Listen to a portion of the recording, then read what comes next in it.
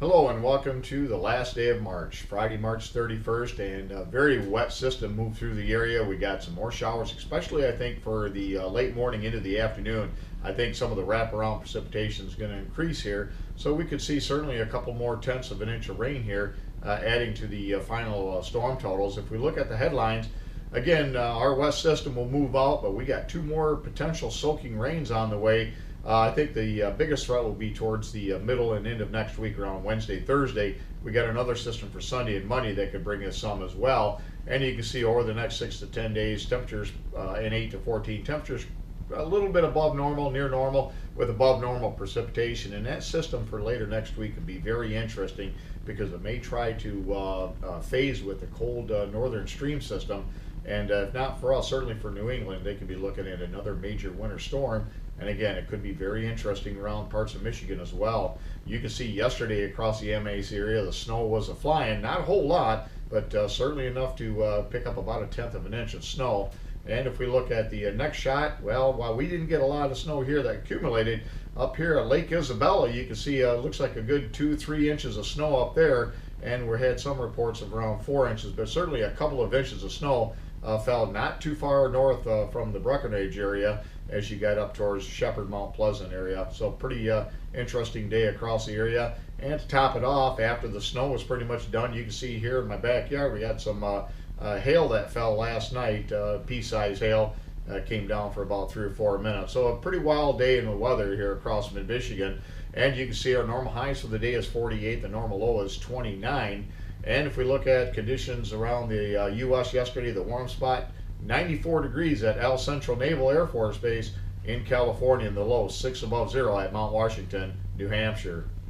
Closer to home around the MAC, LAC area, temperatures quite a bit cooler than the previous day, only in the 30s and 40s, and you can see a lot of rainfall. Look at some of these rainfall totals: 1.81 at Jasper, 1.35 at Blissfield, an inch and 2/3 over at St. Thomas, almost an inch a quarter at London, over an inch at Newaygo. Actually, we're one of the drier spots here in Middleton, around 3/4 to 8/10 of an inch.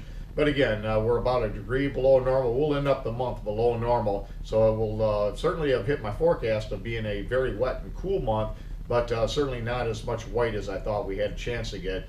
But we did get 6.1 inches of snow for the month, and that's just a hair above the average of 6.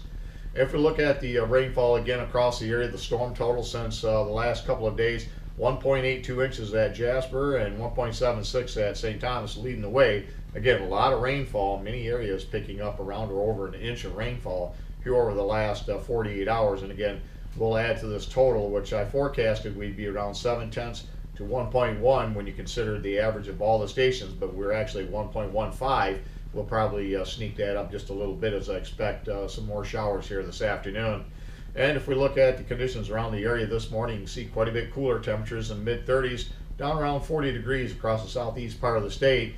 And if we look at the next slide, you can see on the satellite view some very powerful storms this morning from the Ohio Valley all the way down to the deep south into Florida, and more severe weather expected across the southeast states this morning. And you can already see our next bowling ball type system now pivoting around out towards Arizona and New Mexico, heading on to the east, and it'll eventually cut back to the north and give us our rain for late in the weekend.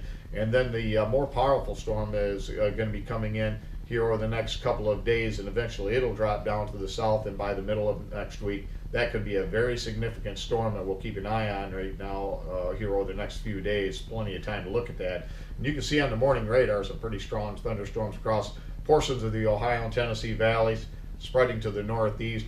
Here's our upper low now pivoting around to the southwest of us, and again, that'll help push some more precipitation up into the area, especially once we get some daylight and a little bit of heating up aloft. That'll create some more instability, and we expect showers to move back into the area here again by late morning or into the afternoon.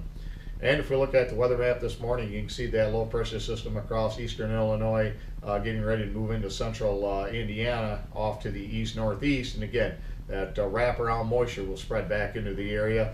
And if we look at the weather map by tomorrow, that system will really begin to take off, lift off to the northeast. The next one develop and will be moving into the Ohio Valley. Again, we'll be on the northern fringes of that, but I think it should move far enough north, I think we'll get at least some precipitation across much of the area.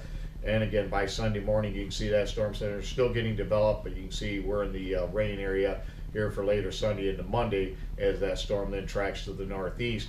As far as the system for later next week, this is the prog for the model on Wednesday. You can see a storm center coming into Illinois, but we got to watch a cold high pressure system off to the north. If that shunts this low a little bit farther south and gets incorporated in with this low, we could see that low move a little bit farther to our south, and we could be deeper in the cold air. And if that were to happen, we could have some very interesting weather. I hate to say we're going to get a snowstorm or anything like that, but you can see what happened yesterday. But certainly this system will be worth watching. It could at the very least bring us a very soaking rain for Wednesday into Thursday.